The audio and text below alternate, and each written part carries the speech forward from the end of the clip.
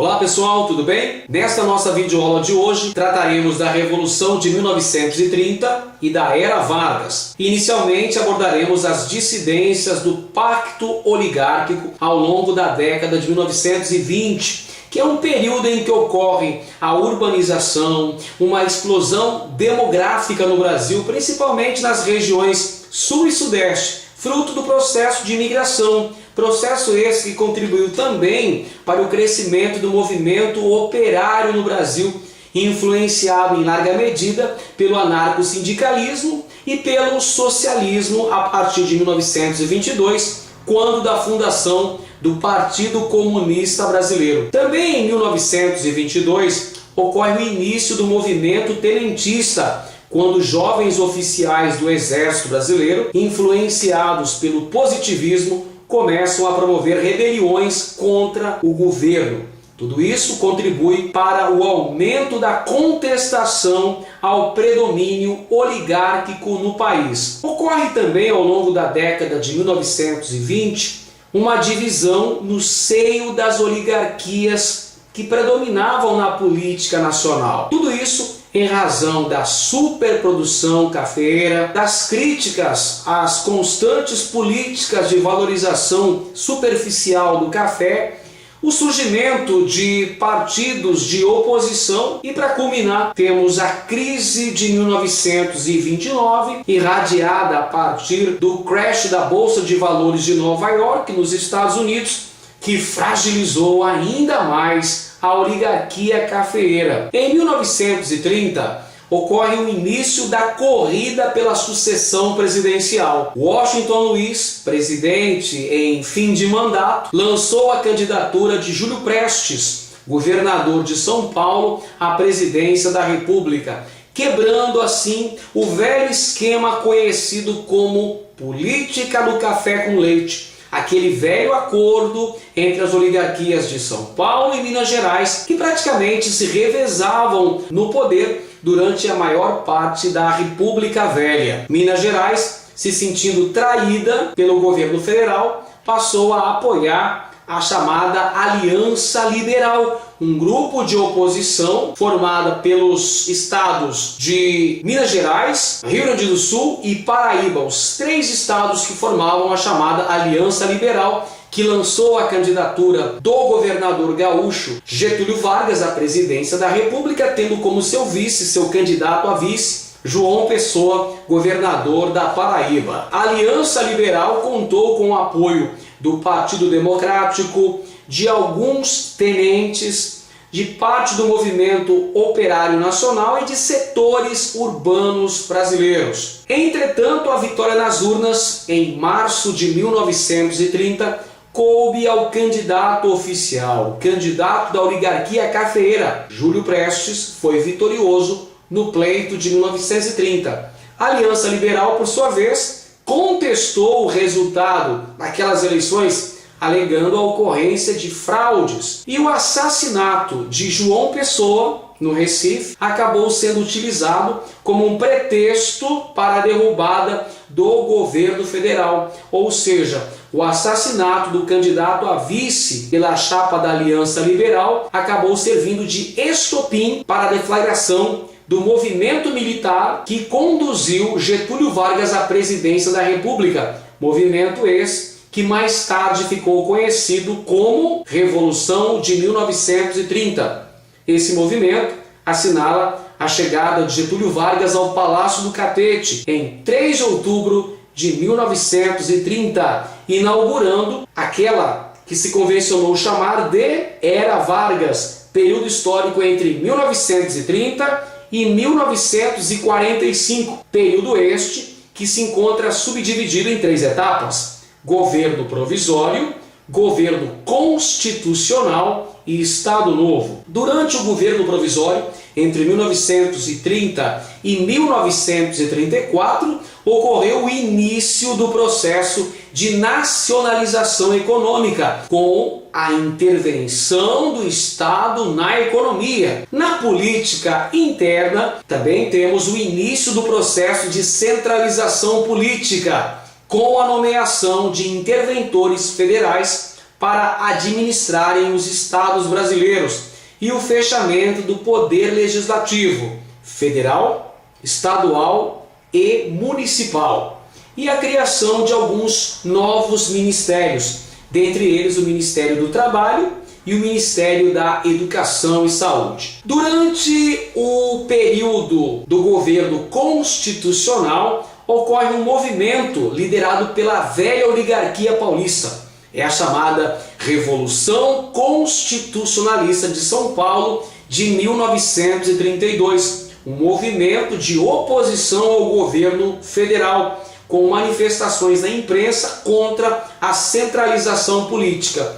Dentre os objetivos principais estavam a convocação de eleições diretas para a formação de uma Assembleia Nacional Constituinte e também a nomeação de um interventor civil e paulista para administrar o estado de São Paulo.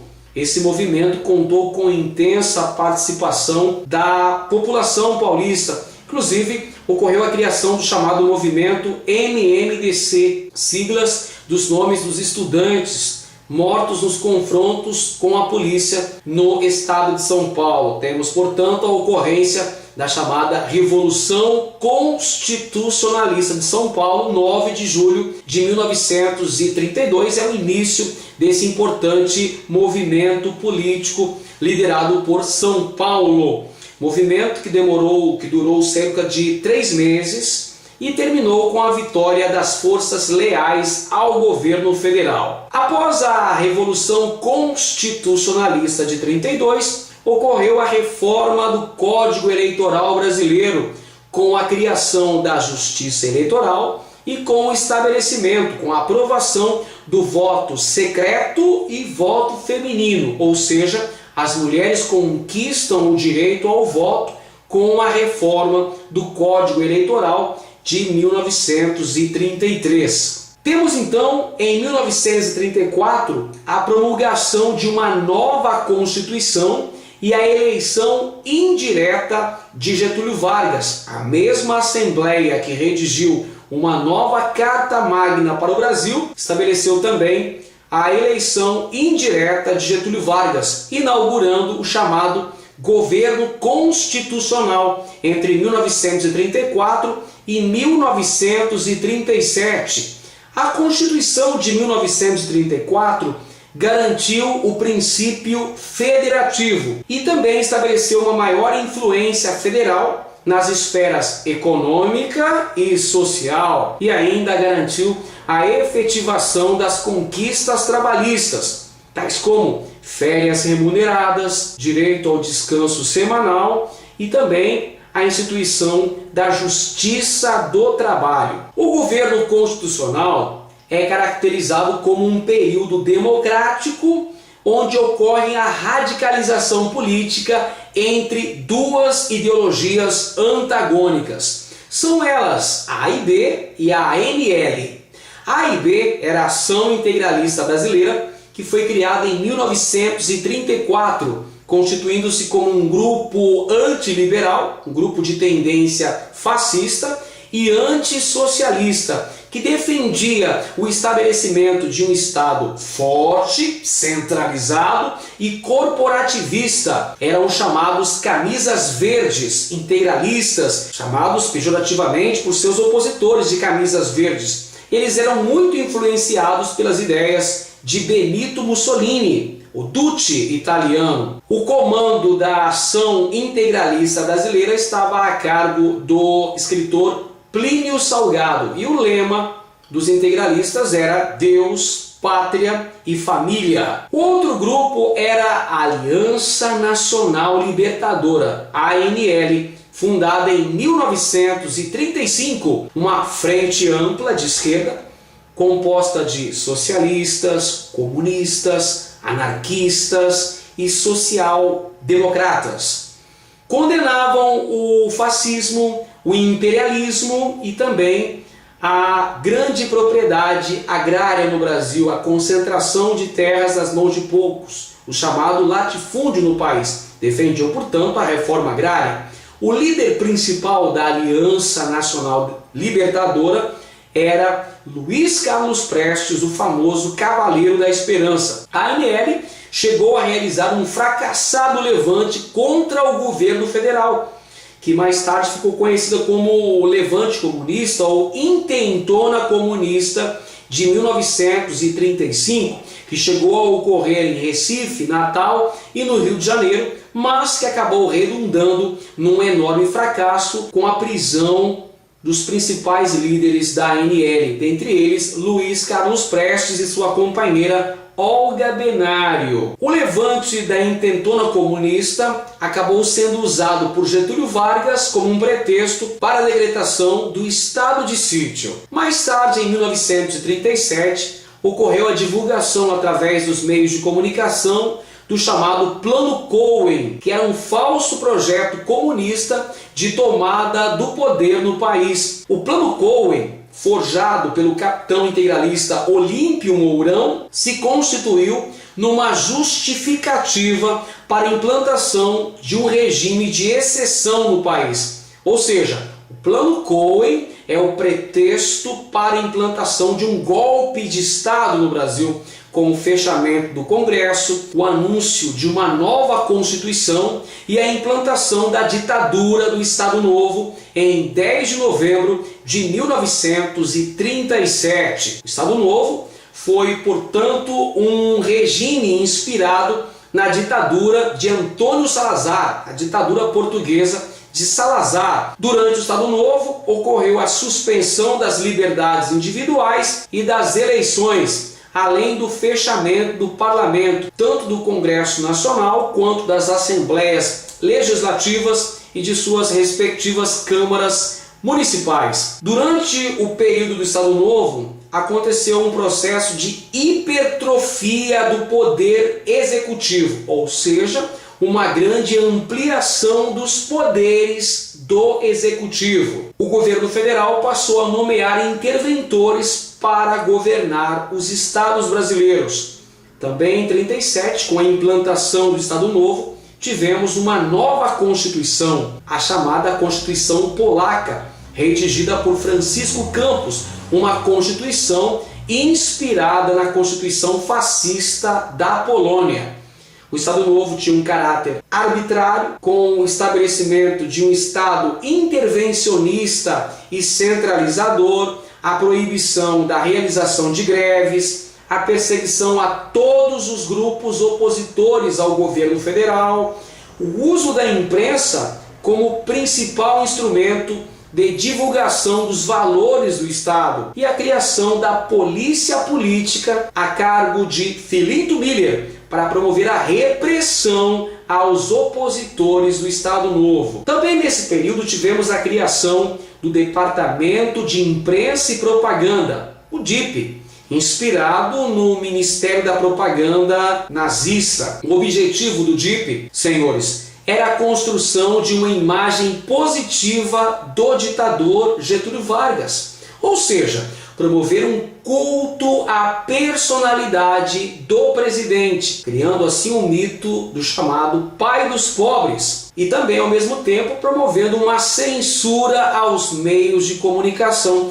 impedindo a divulgação de notícias contrárias ao presidente Vargas e ao próprio Estado Novo. Também durante esse período tivemos a consolidação das leis do trabalho, a aprovação da chamada CLT no ano de 1943. E o que é a CLT? É uma síntese da política trabalhista desenvolvida ao longo da chamada Era Vargas, uma política dedicada exclusivamente aos trabalhadores urbanos, ou seja, os direitos trabalhistas não foram estendidos ao trabalhador rural. Portanto, nós podemos dizer que uma característica fundamental do Estado Novo foi o estabelecimento de um governo extremamente paternalista, ou seja, as políticas públicas eram maximizadas pela propaganda oficial como frutos de uma benesse, de um benefício do governo federal aos trabalhadores urbanos, criando dessa maneira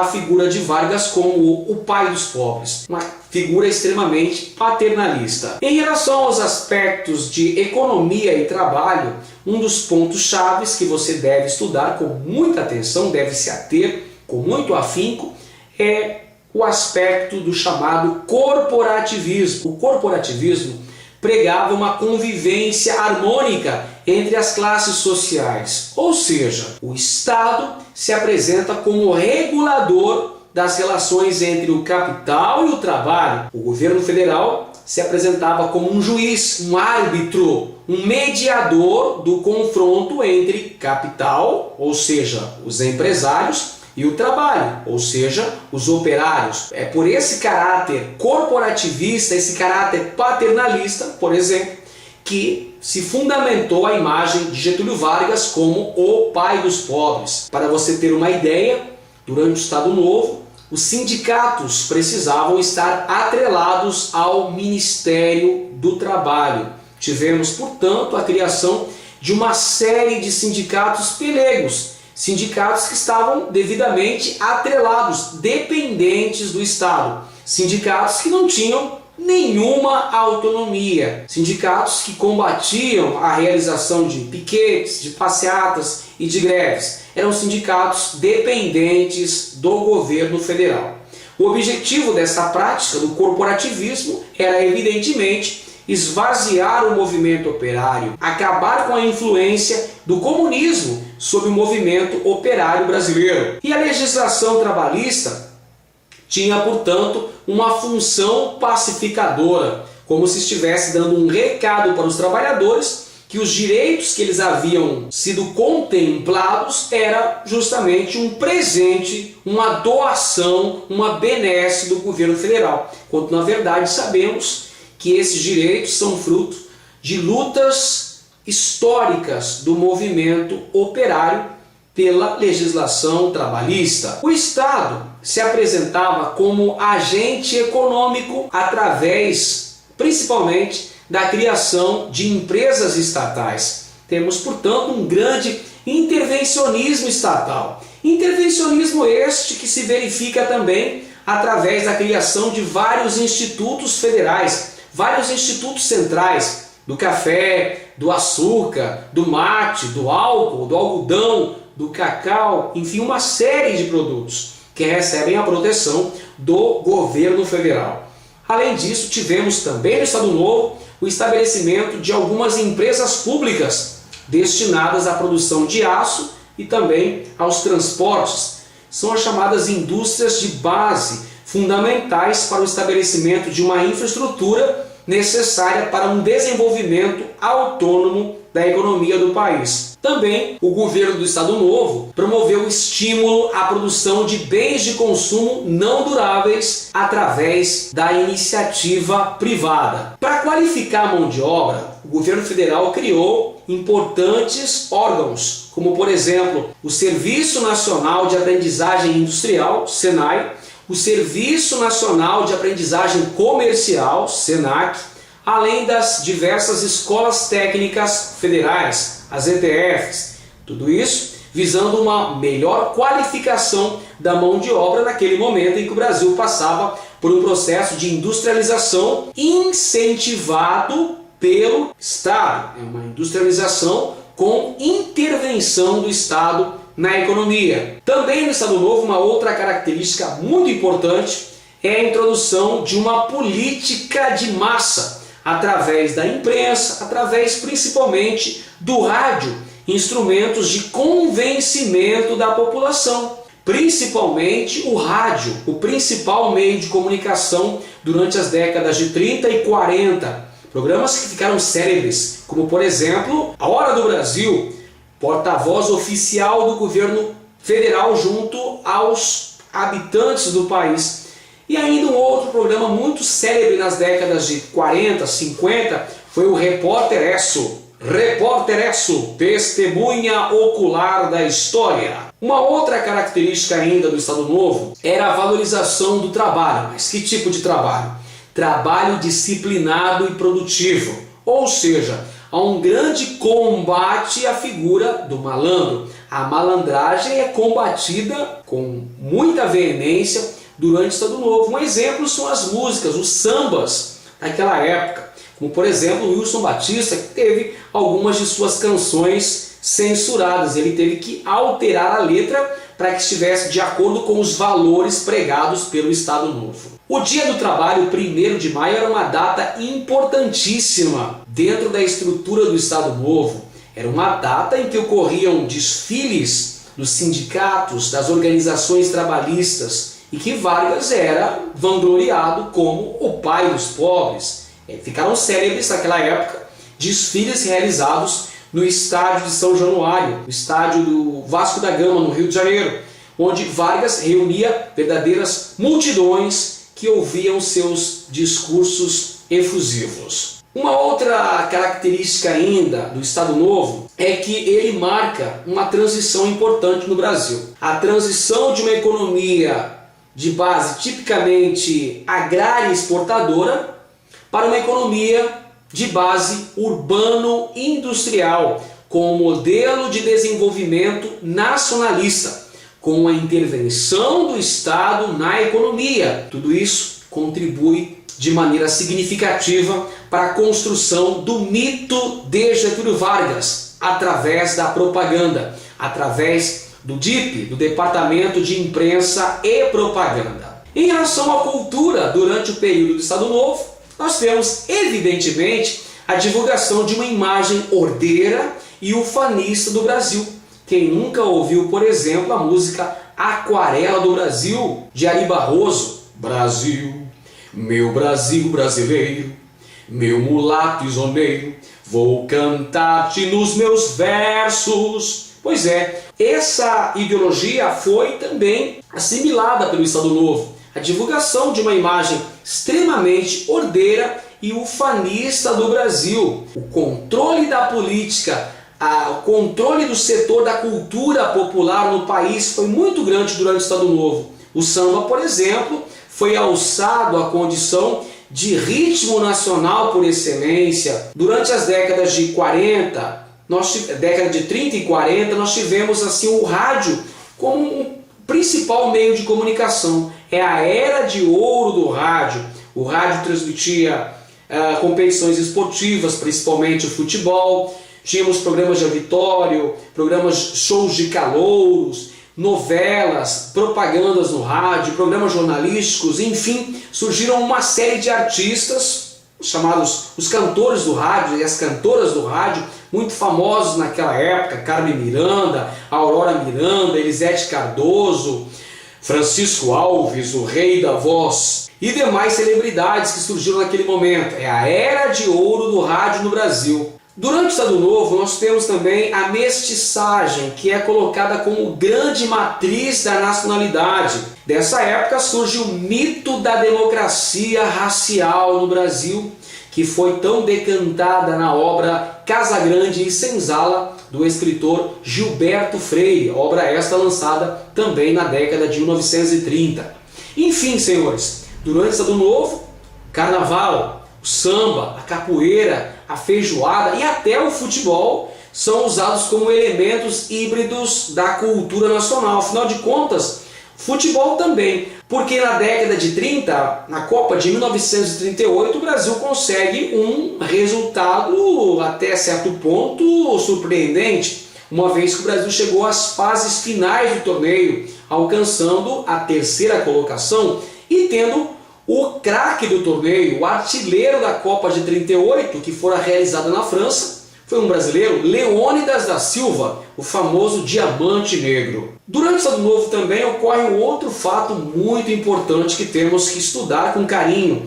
É a participação do Brasil na Segunda Guerra Mundial. Ao longo da década de 40, do início da década de 40, ocorre uma aproximação dos Estados Unidos com os países da América Latina. Esta é a chamada política da boa vizinhança, empreendida pelo presidente Franklin Delano Roosevelt dos Estados Unidos da América. Essa política visava o fortalecimento do pan-americanismo e uma aproximação cultural e comercial entre os países da América Latina e o governo estadunidense. A América Latina passa, então, no início da década de 40, para a esfera econômica dos Estados Unidos, com exceção da Argentina. Durante o início da década de 40, o Brasil ainda tinha relações comerciais com os chamados países do eixo, Alemanha e Itália.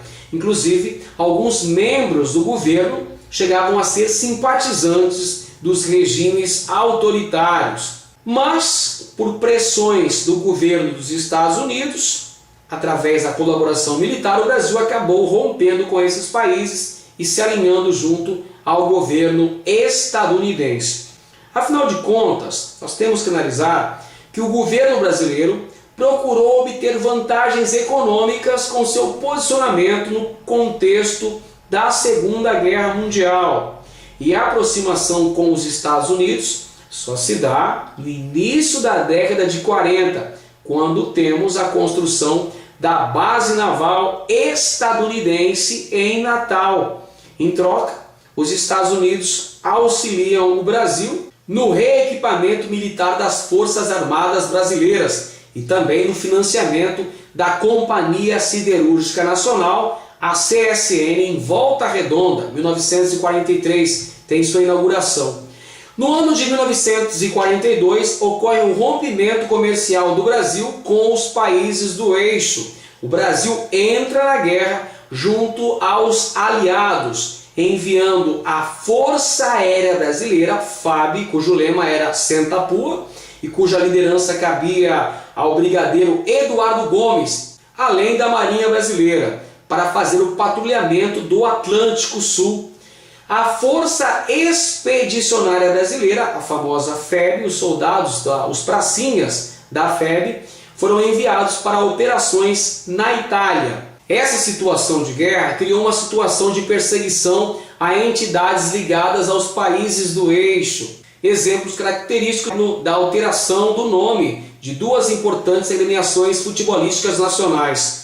O Palestra Itália de São Paulo, que passou a se denominar Palmeiras, e o Palestra Itália de Belo Horizonte, que passou a se chamar Cruzeiro no contexto da Segunda Guerra Mundial. Também a participação brasileira nesse conflito gerou o chamado paradoxo do Estado Novo. Qual é essa situação paradoxal? É uma contradição.